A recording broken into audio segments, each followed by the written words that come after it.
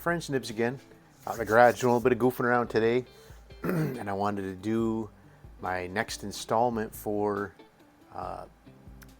Ron Wayne's Trigger Pull Thursday. You can check down below. I've got the link for his site, his channel. And he's proposed this a few weeks ago, and I've been having a lot of fun doing my own thing with it. But done a couple of 22s, did a couple of air guns. Going to do another air gun today. I've got what I really believe is probably Crosman's best product. It was their first product, but it was the only thing that they made for almost 25 years of the company's history. I have a couple of them right here. This one is a Model 101. This one's a Model 102. But the one we're going to take a look at today is actually a little more uncommon or rare or whatever you want to say.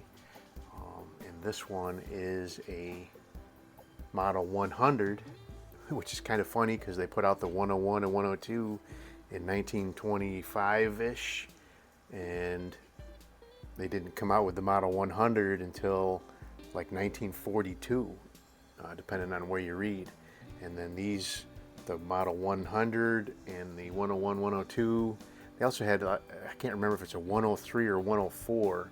So the 100 is a 177 caliber, the 101, 102 are 22 caliber, and then the 103 or 104 was also a 177 caliber. The difference between the 101 and the 102 is the 101 is a single shot like the 100 here, and then the 102 actually has this little feeder assembly here where you put up to like 10 pellets in there. Can never get that. And then when you open the bail, it pops out this little thing over here, lets a pellet pop into there, and then close it, and it goes into the chamber. And it keeps going. You got to have it tipped up for the gravity to feed it down in. But so this particular one is an early model. It's got this like mushroom cap trigger knob. And that was a early production feature. So the 101 that I have and the 100 that I have are both post-war production, and that's, you can tell by this knob with the multi-lines on it. So this didn't come out until after World War II. But we're going to go ahead and do a couple of trigger pulls with it, and then we'll take a couple shots with it. It is a really nice gun. Crosman's been making fantastic target guns for, well, this year will be 100 years, their 100-year anniversary. So but let's go ahead and see what we got for a trigger, and then we'll do a couple of shots with it. Get out the old Lyman trigger gauge here. I really like this Lyman trigger gauge.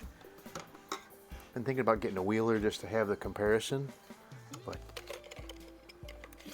this Lyman definitely is trustworthy. And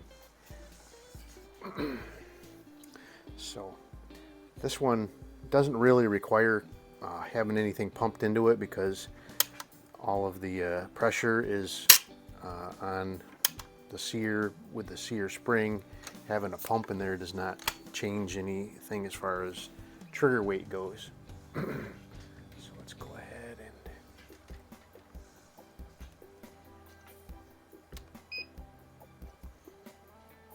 first trigger pull is 14.6 ounces.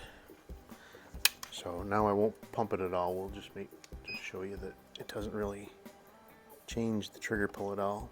And that one is 15.8 ounces.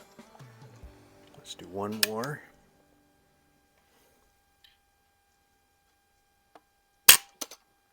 And nope, I did not hit the ready button. and that one is 10.4 ounces, so really nice trigger with an average of 13.6. So really nice. It's got a peep sight with a post up in the front. So let's go ahead and take a few shots. I do have a camera running on a small splatter burst down range there, and so this one you got to cock it before you can open the bolt. Got my Meister Kugans out here. Should do pretty good with that.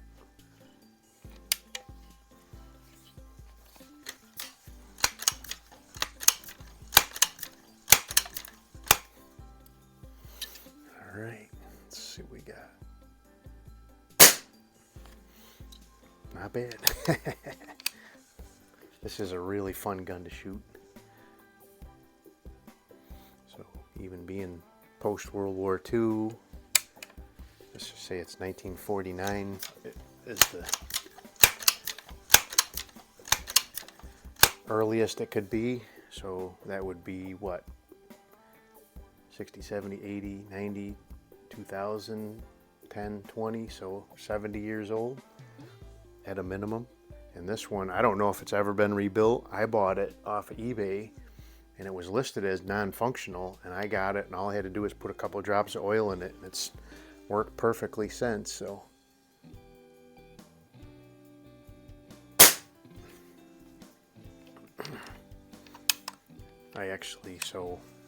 when I won this one on eBay, I actually was listed as non-functional, so I knew it was coming, and I contacted Henry Ford and asked him to send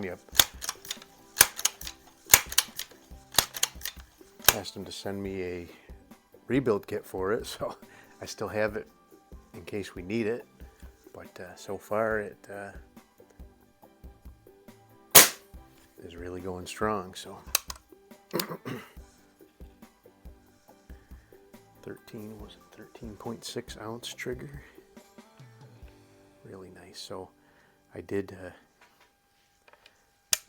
measure the 101 as well, and it was just over a pound, so very similar. I didn't try the 102 yet. It's got a very light trigger as well, but nice. Just knocking the middle right out of that target. Let's do one more and then we'll get out of here. Having a lot of fun with these trigger pull Thursdays though. Kind of something a little different.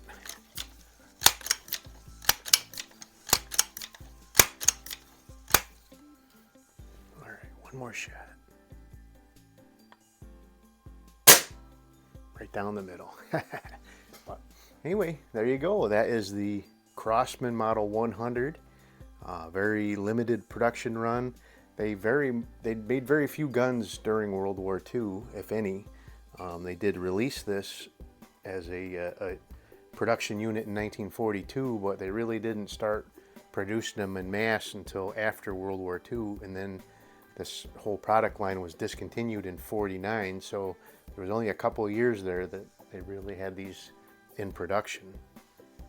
I really don't have any kind of estimate as far as numbers go for this. The Model 100 and 102 were produced, in great quantities before World War II, but the Model 100 is pretty rare. The other one, though, again, I'll put the actual model number here. It's either a 103 or 104. I can't remember. 104 seems to stick in my head as the right answer, but I don't want to be wrong and mislead you guys, so I'll look it up after I'm done here and give you guys that information. But so that other one, the 177 with the feeder, is very rare. I've chased a couple on eBay and they went crazy as far as price goes. So one of these days I'll find one and add it to the collection. But for now, I've got 3 of the 4, so that's pretty good. So hope you guys liked the video. Till next time, have a great day.